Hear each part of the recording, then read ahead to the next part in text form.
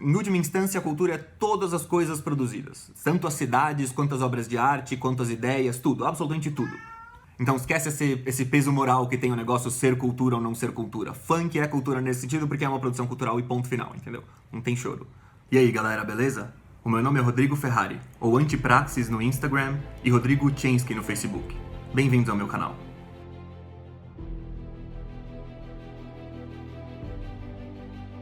Nesse vídeo eu vou abordar um dos meus antropólogos favoritos, que chama Edgar Morin. O Edgar Morin é um cara que estudou a vida inteira a intersecção entre natureza e cultura. E por isso eu acho que ele vai ser perfeito para explicar para vocês como que essas duas coisas se relacionam. Ele é um cara super de esquerda, mas bem velha guarda, de uma época em que o problema na antropologia eram os caras que ele chama de conservatistas, ele não fala conservadorista, ele fala conservatistas, que pregavam a rigidez total da natureza humana, como se ela fosse a mesma desde que começou até agora. E aí usavam isso para tentar avançar os interesses deles. E com o tempo ele virou a oposição ao outro lado, que fica querendo negar que a natureza humana existe, que quer fazer com que a cultura seja um tapete voador flutuando acima da cultura, acima da matéria, da realidade. Ele fala sobre como os esquerdistas das antigas associaram essa ideia de natureza humana aos caras que queriam que nada mudasse na estrutura social, e aí eles falavam que a natureza humana era rígida. Então eles achavam que precisava negar a natureza humana para ter qualquer mudança social. E ele fala que isso é absurdo, porque na verdade o erro dos conservatistas que queriam cismar que a natureza humana era fixa não é simplesmente achar que a cultura não faz nada, é de achar que a natureza não muda. O mito humanista do homem sobrenatural reconstituiu-se no próprio seio da antropologia. E a oposição natureza-cultura assumiu a forma de paradigma, quer dizer, de modelo conceitual que dirige todos os seus discursos. O ponto é ver como que a elaboração cultural está totalmente ligada à evolução biológica. Não é só o homem que não pode ser reduzido à biologia, é a própria biologia que não pode ser reduzida ao biologismo. Mas então vamos à questão como surge o homem. A ideia que ele traz, e na verdade esse ponto pelo menos já há bastante consenso entre antropólogos, o homem não surge pronto, ele não brota do nada. É um processo de transformação de primata em homem, que é longo, complicado, cheio de idas e vindas, e na verdade é um processo inacabado, que até hoje a gente está nesse processo. Embora hoje ainda se discuta onde surgiu a vida, você não precisa pensar que ela surgiu exatamente onde ele está dizendo que surgiu para que essa teoria faça sentido. Mas teria começado na região da África para ele. Tudo começa com uma mudança no meio ambiente. Se eu não me engano, era uma mudança geológica que teria feito surgir montanhas onde não tinha e mudar a umidade do ar da região e inviabilizar uma quantidade de florestas, que teria muito mais floresta ali naquela região da África, e as mudanças foram fazendo com que regredisse a floresta e fosse cada vez mais savana. O que isso faz? Isso cria uma pressão em cima de todos os habitantes da floresta. E essa pressão que teria tornado as florestas cada vez mais cheias, cada vez mais competitivas, a vida para os primatas teria ficado cada vez mais difícil lá. E por isso surge um incentivo grande para que você tente a vida na savana, mesmo que você não esteja exatamente equipado para isso. Por isso ele chama o fenômeno de os amotinados das florestas. Mas a partir daí, no momento em que esses caras têm que sobreviver na savana, isso começa aquela pressão evolutiva que faz com que a gente fique cada vez mais ereto. Que, para ele, o que mais caracteriza o processo de hominização, mais do que o cérebro e o polegar opositor, pelo menos no começo, é justamente a coisa de andar ereto. Porque é a partir daí que a gente pode desenvolver a mão, e é a partir daí que faz sentido desenvolver o cérebro. Sem mão, para pôr o cérebro em uso, o cérebro não é tão útil ser desenvolvido, mas sem andar ereto, desenvolver a mão não é tão viável. E é por isso que a cultura está totalmente atrelada ao desenvolvimento humano, que dependendo daquilo que a gente criar culturalmente, as pessoas que têm mais habilidades manuais, mais habilidades cerebrais, vão se dar melhor ou se dar pior. E o processo de hominização, o processo do surgimento e consolidação da nossa espécie, foi tal que a nossa cultura favoreceu muito o desenvolvimento do cérebro, criando ferramentas e coisas que o cérebro consegue botar em uso. Portanto, não existe uma categorização rígida, não existe uma fronteira nítida entre biológico, social e individual. Não existe integração perfeita. Existe complementaridade e, ao mesmo tempo, concorrência. Ele compara esse esforço atual de negação da natureza humana aos racionalistas das antigas, que basicamente negavam a existência da matéria, que a gente é só alma pura e o corpo ele é uma outra entidade que é nossa, como se nós não fôssemos o nosso corpo. E a teoria dele sobre o surgimento do homem é excelente para mostrar como essas coisas se misturam totalmente. Então ele enfatiza o dinamismo desse processo. Ele chama de transformismo antropológico. A ideia é focar em como tanto a cultura quanto a natureza estão sempre se influenciando mutuamente e estão sempre em mudança. E o ponto central para ele, o elo perdido dessa história toda, da relação entre a natureza e a cultura, é o cérebro, é o sistema nervoso central. Ele fala de como você não consegue entender o desenvolvimento do nosso cérebro sem você remeter ao desenvolvimento da nossa cultura. que as invenções humanas e o tamanho do sucesso que elas nos trouxeram, ou não trouxeram, determinou o desenvolvimento biológico do nosso cérebro, ao longo do tempo. Então a cultura invade a biologia principalmente aqui, através do cérebro. Pensa como que, se você compara espécies de primatas, macacos anteriores a nós, se você observa, eles têm a capacidade de, quando a gente ensina eles a fazerem certas coisas, eles aprendem. Eles têm um potencial que a natureza que não aconteceu dele desenvolver. Enquanto a evolução natural do cérebro hominídeo produziu e desenvolveu a cultura, é a evolução cultural que em seguida empurra ou estimula o hominídeo a desenvolver o seu cérebro, quer dizer, a transformar-se em homem. Esse é o processo que pega os macacos para hominídeos para homens.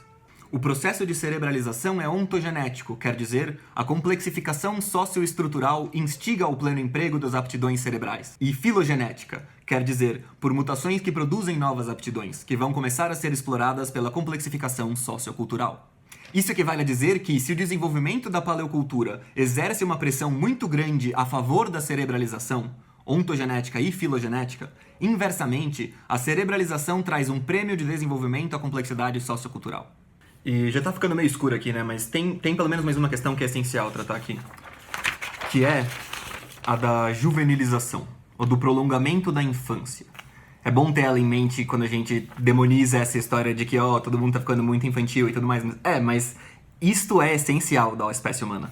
A infantilidade é uma época em que você fica mais moldável. É uma vulnerabilidade extrema, mas ela é ao mesmo tempo um grande potencial para você fazer coisas novas surgirem. E para você aprender coisas. Então, quanto mais relevante para nossa sobrevivência foi ficando a cultura, mais foi sendo necessário que a gente se tornasse mais maleável pela cultura, que a gente se tornasse melhor para aprender a cultura. Como você faz isso? Prolonga a infância. Tem mais tempo em que a gente aprende coisas e consolida mesmo, aprende bem.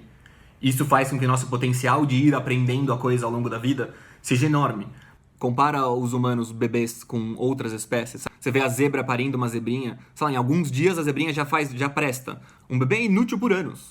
E mesmo depois de virar uma criança, ele ainda não está em pleno emprego das suas faculdades. O desenvolvimento do nosso cérebro e das nossas aptidões dura muito tempo. E isso serve justamente para promover, facilitar e ajudar a consolidar os conhecimentos que a gente aprende e cria culturalmente.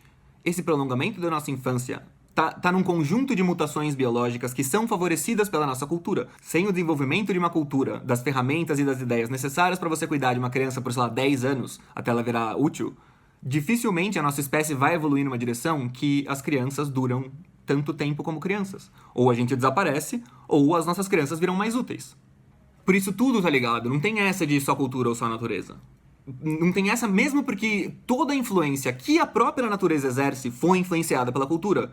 Além de que é óbvio que tudo o que a cultura faz precisa se submeter aos critérios da natureza. Você não consegue inventar o homem bater asas sem ter asas.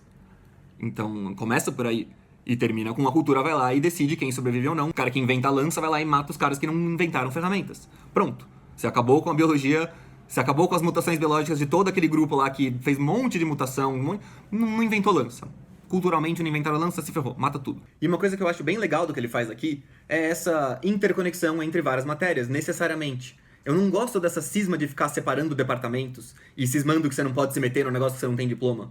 Porque não funciona assim. A biologia e a cultura estão juntas. Como é que você faz agora quando você tem que estudar um negócio que depende dos dois? A burocracia não está adaptada para esse esquema. Ele fala que é necessário uma reorganização dos saberes. E essa questão do cérebro não tem jeito, ela junta humanas e biológicas, não dá pra separar. Por isso que é legal, porque eu gosto de cobrir bastante essas questões relacionadas à sexualidade, e elas são justamente isso, a interconexão entre a natureza e a cultura, que nem a Camille Paglia fala, que eu mencionei no vídeo passado. Então é bom a gente entender como que é essa intersecção entre a natureza e a cultura para que a gente possa entender melhor as questões relacionadas à sexualidade, que estão muito ligadas à nossa evolução cultural e biológica. Porque delas depende a reprodução da nossa espécie, da nossa cultura e da nossa biologia. Em última instância, a cultura é todas as coisas produzidas. Tanto as cidades, quanto as obras de arte, quanto as ideias, tudo. Absolutamente tudo.